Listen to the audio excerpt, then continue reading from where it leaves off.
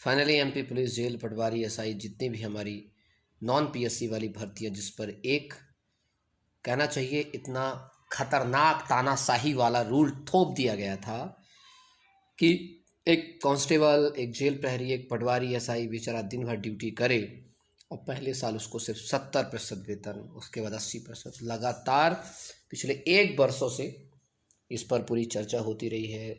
जहाँ जहाँ पाए हम लोग ज्ञापन दिए। अभी हाल ही में दिग्विजय सिंह को भी ज्ञापन दिया गया था, अभी आपने देखा था पिछले हफ्ते।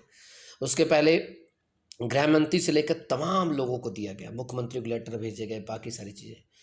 हाँ, किसी ने सच कहा है, ये दुनिया झुकती चाहे झुकाने वाला चाहिए।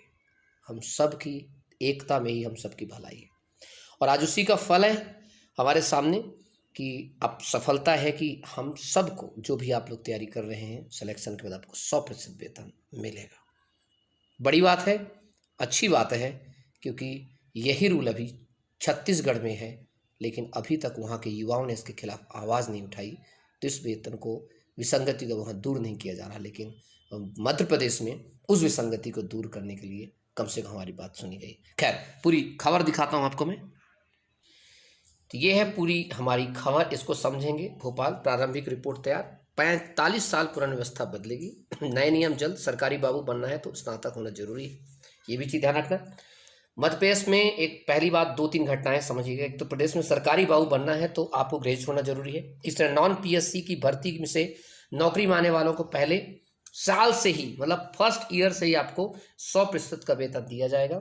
सरकारी भर्तियों में ये 2 अहम बदलाव जल्द ही देखने को मिल सकते हैं। दरअसल शिवराज सिंह चौहान ने प्रदेश की सरकारी भर्तियों के 45 साल पुराने 1976 के सेवा भर्ती नियम के बदलाव करने के लिए कैडर रिस्ट्रक्चरिंग के लिए अपर मुख्य सचिव NPDA IPC केसरी की अध्यक्षता में एक समिति गठित की थी। याद करिए, IPC केसरी वही है जिनसे अभी कुछ दिन पहले मैं मुलाकात किया था।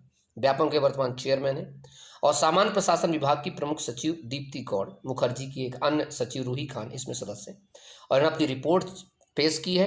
और रिपोर्ट पेश करने के बाद कुछ सुझाव दिए हैं, उसको सुनेंगे अच्छे से।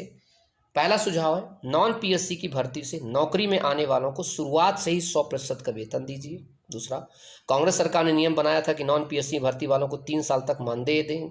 इस अवधि में नौकरी गई तो महंगाई, कर्मचारी भत्ता, वेतन कुछ नहीं कर पाएंगे। गलत है, ये सही नहीं है।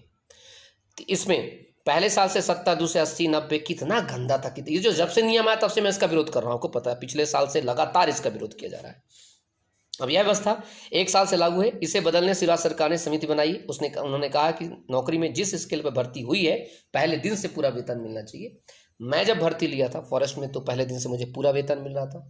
जेल में भर्ती हुआ तो उसमें भी मिल रहा था। पर तो मुझे बहुत अजीब लगा कि 2018 में 17 में जो लोग सिलेक्शन लिए उनको 100% जो लोग 19 में लिए, बेचारे वो जेल प्रहरी बच्चे, उनको यार 70% वेतन मिल रहा है। कितना फोन करते हैं मुझे, क्योंकि इस प्रदेश में सुनेगा कौन उनका। तो कहीं ना कहीं ले दे करके दिनेश सिंह चौहान और ऐसे अन्य शिक्षकों का जब उनको सामने चेहरा आता है तो उनको पता है कि भोपाल में अगर किसी व्यक्ति की पकड़ है, जड़ है, वो है दिनेश सिंह चौहान। तो कम से कम लगातार बातें करते रहे। लेकिन मैं भी एक अड़ियल पैकेट, मैं बहुत बड़ा रिबेल टाइप का व्यक्ति हूँ। रिबेल का मतलब बस इतना है, आप साथ दोगे तो साथ दूंगा, और जरूरी भी है। और आप लोगों ने इसके बारे में साथ दिया, मैं भरपूर साथ देने को तैयार रहता हूँ। आज देखो उसका रिजल्ट निकल रहा है। हाँ, रिजल्ट आने में थोड़ा समय लगता है, लेकिन हमारे प्रयास नहीं छूटने चाहिए। अच्छा, आज व्यापम ने मुझे एक लेटर भेजा है।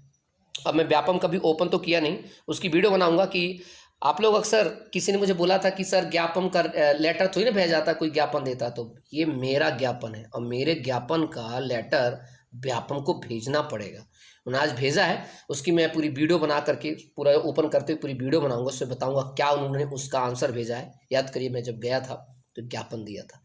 तरीके से दीजिएगा ज्ञापन, तो तरीके से वो आपको उसका रिप्लाई करेंगे, क्योंकि जनता का शासन है। अलग बात है कि जनता मानसिक रूप से अभी सोई हुई है, मरी हुई है, उसको जगाने की आवश्यकता है। खैर, एक बड़ा बदलाव है। सब लोग कंप्यूटर जरूर कर लेना भाई। अब याद रखना, जो पटवारी है, बाकी सब चीज़ें, क्योंकि अब सरकार में E-फाइलिंग सिस्टम शुरू हो गया है, तो इस बात का ध्यान रखना। अब ग्रेजुएट होना जरूरी है और कंप्यूटर में जो दक्ष होगा वही सरकारी बाबू बनेगा।